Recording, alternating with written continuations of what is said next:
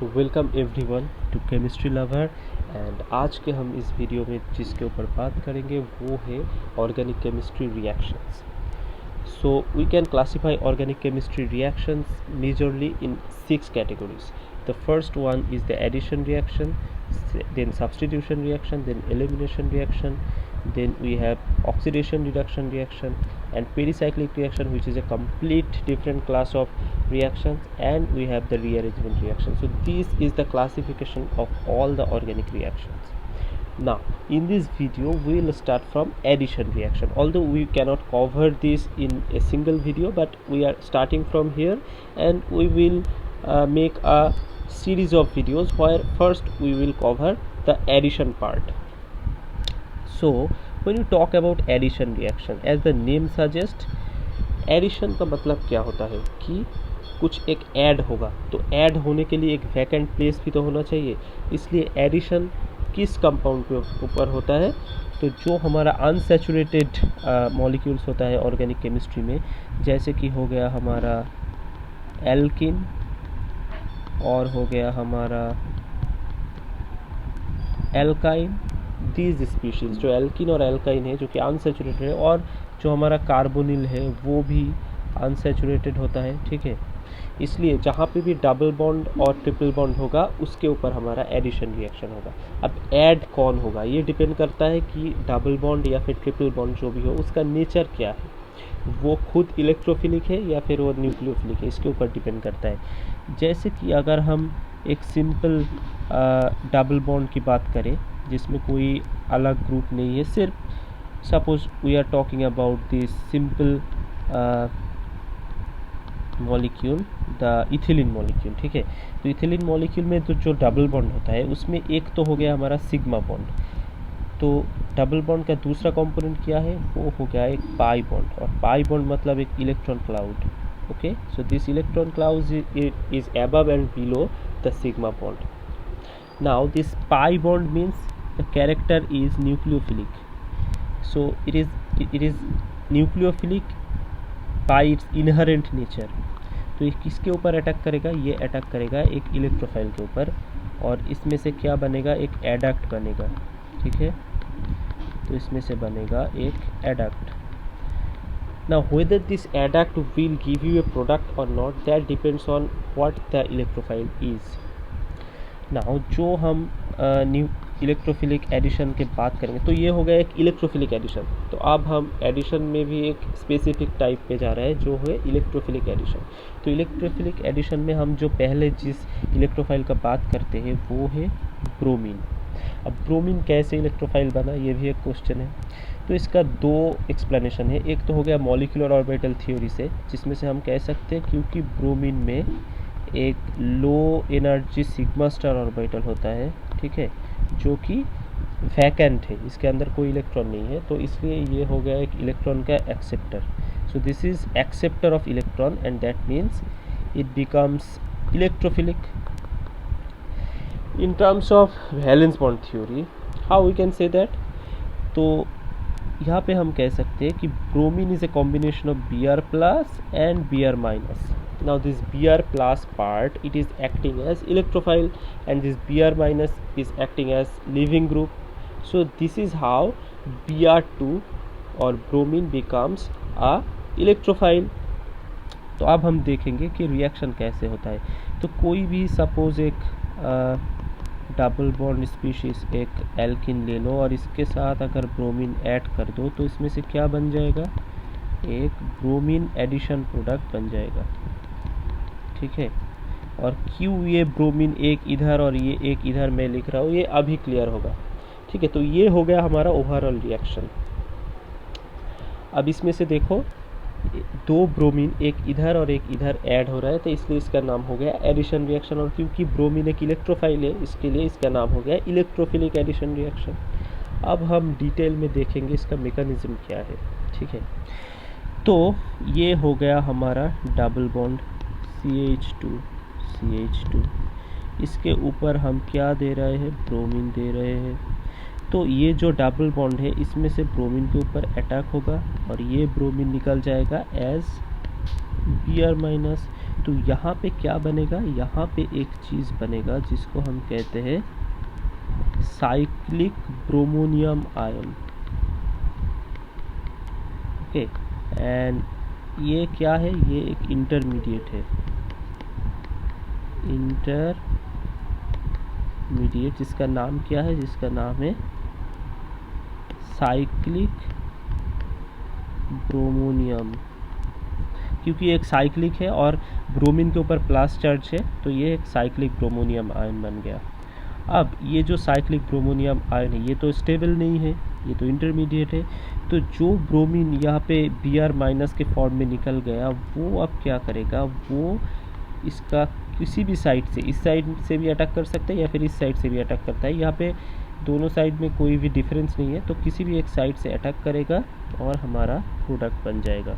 तो यहाँ से हमारा जो प्रोडक्ट बनेगा ये बनेगा ऐसा, ठीक है, तो ये हो गया CH2 और ये हो गया CH2।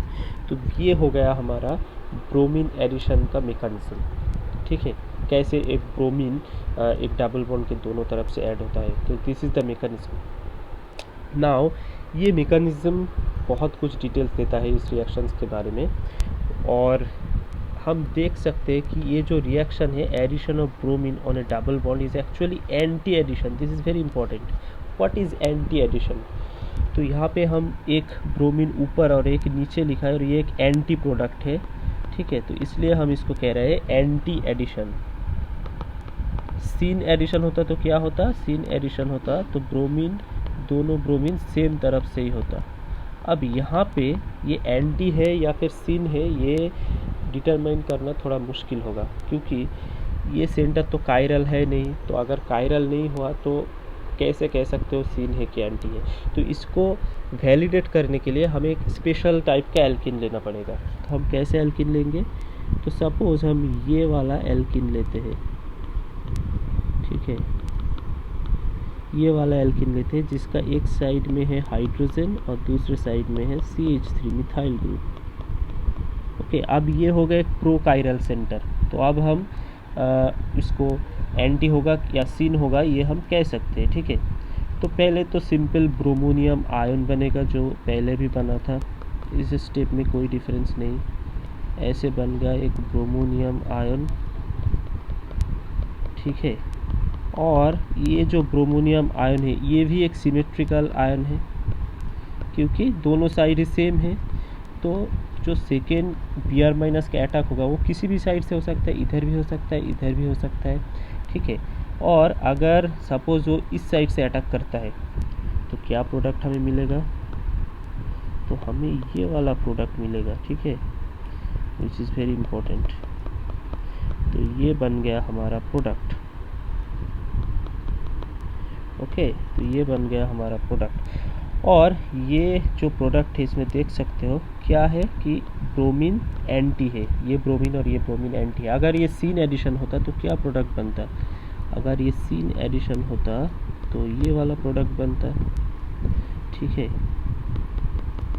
Hydrogen methyl hydrogen. पर हम देखेंगे कि ये प्रोडक्ट नहीं बनता है और ये वाला प्रोडक्ट बनता है। तो ये इस बात को कंफर्म करता है कि ब्रोमीन का जो एडिशन है वो एक एंटी एडिशन है, सीन एडिशन नहीं है।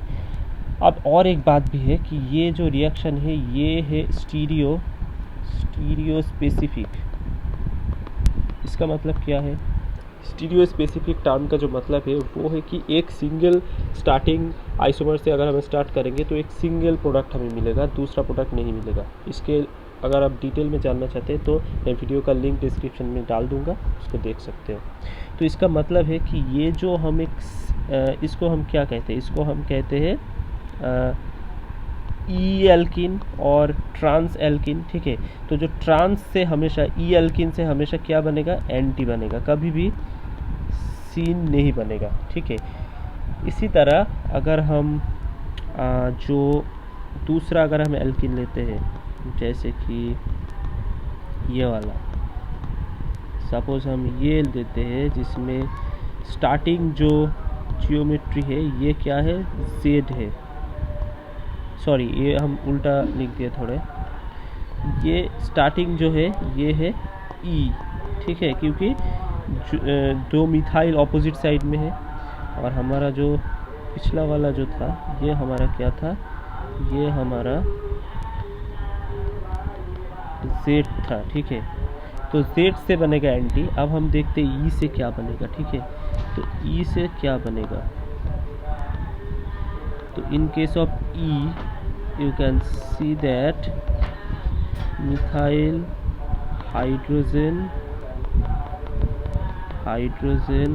Methyl, so this is bromonium ion, ये हमारा इंटरमीडिएट है। और इसके ऊपर जब ब्रोमीन अटैक करेगा, ये भी सेम है, इस साइड से भी अटैक कर सकते हैं, इस साइड से भी अटैक कर सकता है।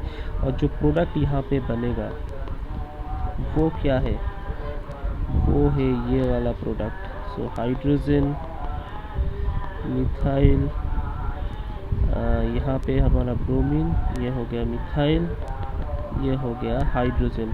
अब इसको अगर हम थोड़ा रोटेट करें तो क्या मिलेगा हमें, तो ब्रोमीन हाइड्रोजन मिथाइल, और यहाँ पे क्या होगा देख सकते हो, तो यहाँ पे हो गया हमारा ब्रोमीन हाइड्रोजन मिथाइल। तो ये हमारा प्रोडक्ट बन गया सीन, ठीक है। तो ऑल्दो ये जो एडिशन है ये एक एंटी एडिशन है, this addition is anti addition, but the product is seen, okay. तो ई से सीन प्रोडक्ट बनेगा और जो जेड है उससे एंटी प्रोडक्ट बनेगा, पर दोनों ही केस में जो मोड ऑफ अटैक है वो सीन है, एंटी एडिशन है, ठीक है, सीन एडिशन नहीं है। पर जो प्रोडक्ट का जो फाइनल आउटकम है वो जब हम जेड लेंगे तो बनेगा एंटी, जब हम ई लेंगे तो बनेगा सीन, ठीक है। तो इसलिए हम इसको स्टीरियो स्पेसिफिक कहते हैं, क्योंकि हमेशा जेड से एंटी बनेगा और ई से सीन बनेगा, इसलिए हम स्टीरियो स्पेसिफिक कहते हैं। पर जो मोड ऑफ रिएक्शन है वो है एंटी एडिशन। एंटी एडिशन का मतलब क्या है कि एक ब्रोमीन ऊपर से आ रहा है तो दूसरा नीचे से आ रहा है, कभी भी दो ब्रोमीन सेम साइड से नहीं आ सकता। सेम साइड से क्यों नहीं आ सकता, क्योंकि ये साइड तो ब्लॉक है ऑलरेडी, तो दूसरा जो Br- है वो कैसे अटैक करेगा, नहीं कर सकता ना, तो इसलिए ये एक एंटी एडिशन है, हो गया। अब आते हैं रिजियो सिलेक्टिविटी में, ठीक है। तो ये जो एडिशन है इसका रिजियो सिलेक्टिविटी क्या होगा, तो जो भी हम अभी तक एल्किन देखे हैं उसमें क्या है कि एल्किन का दोनों तरफ सिमेट्रिकल है, ठीक है। अब हम एक ऐसा एल्किन लेते हैं जो सिमेट्रिकल नहीं है, सपोज वी टेक दिस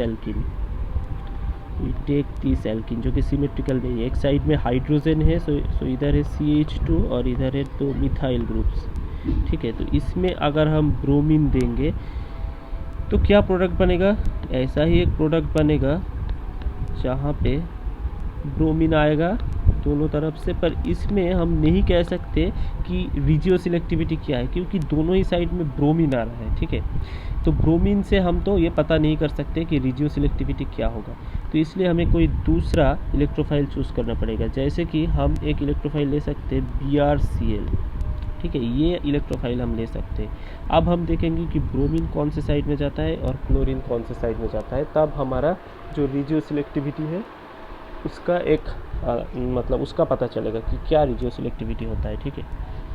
अब पहला क्वेश्चन आता है कि जब हम BrCl as a electrophile use करेंगे तो एल्किन किसके ऊपर अटैक करेगा, ब्रोमीन के ऊपर या क्लोरीन के ऊपर।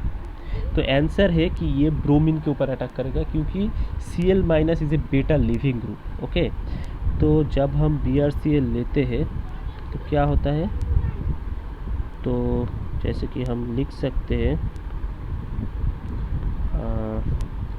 ये हो गया हमारा BrCl, तो जो डबल बॉन्ड है वो ब्रोमीन के ऊपर अटैक करेगा और Cl बाहर आएगा, तो ये बन गया हमारा intermediate. So this is our intermediate, and now we have this Cl- which will attack on the intermediate, but this intermediate is not symmetric as the previous two. This is not symmetric, so the charge जो charge density है वो यहाँ पे और यहाँ पे एक जैसा नहीं है, अलग है। अब कैसे ये अलग है, तो जैसे कि यहाँ पे दो मिथाइल ग्रुप से और यहाँ पे सिर्फ हाइड्रोजन से, तो क्योंकि यहाँ पे दो मिथाइल ग्रुप से ये एक पॉजिटिव सेंटर को अच्छे से स्टेबलाइज कर सकता है, ठीक है। तो इसके लिए यहाँ पे जो चार्ज डेंसिटी है वो ज़्यादा है, मतलब यहाँ पे डेल्टा प्लस जो है वो ज़्यादा है। यहाँ पे क्या है, डेल्टा डेल्टा डेल्टा प्लस, मतलब बहुत कम चार्ज है यहाँ पे, ठीक है। तो ये जो आयन है इसको हम लिख सकते हैं ऐसे, तो इसको हम रिप्रेजेंट कर सकते हैं ऐसे, हाइड्रोजन हाइड्रोजन, ओके। तो हम इसको ऐसे दिखा सकते हैं, ठीक है। मतलब ये जो बॉन्ड है ये थोड़ा वीक है और ये बॉन्ड थोड़ा स्ट्रॉन्ग है, ठीक है। तो अब क्या होगा, इसके वजह से क्या होगा, जो Cl- है वो यहाँ पे अटैक करेगा, यहाँ पे अटैक नहीं करेगा। क्यों? क्योंकि ये साइड में पॉजिटिव चार्ज का डेंसिटी ज़्यादा है। तो Cl- क्योंकि ये एक क्या है, ये एक न्यूक्लियोफाइल है, तो ये इधर अटैक करेगा और यहाँ से जो प्रोडक्ट हमें मिलेगा वो क्या मिलेगा, वो मिलेगा ये वाला, ठीक है, ब्रोमीन। तो ये हो गया हमारा रिजियोकेमिस्ट्री। सो दूसरा पॉसिबिलिटी क्या हो सकता था, दूसरा पॉसिबिलिटी हो सकता था ये वाला Cl, तो ये तो नहीं बनेगा तो ये हो गया हमारा रिजियो सिलेक्टिविटी। तो जब ब्रोमीन एडिशन होता है या फिर ऐसे इलेक्ट्रोफिलिक एडिशन होता है, इसमें रिजियो सिलेक्टिविटी क्या आता है कि जिस साइड में सब्स्टिट्यूशन ज़्यादा हो वहाँ पे क्या होगा, वहाँ पे न्यूक्लियोफिलिक अटैक होगा, और जिस साइड में सब्स्टिट्यूशन कम हो वहाँ पे इलेक्ट्रोफिलिक अटैक होगा, ठीक है। तो ये हमें याद रखना पड़ेगा। तो अगला जो वीडियो है उसमें हम इसके ऊपर और भी डिटेल में बात करेंगे। तो अगर वीडियो अच्छा लगा है तो चैनल को सब्सक्राइब करें और नेक्स्ट वीडियो को पाने के लिए बेल आइकन को भी प्रेस करें। Thank you for watching.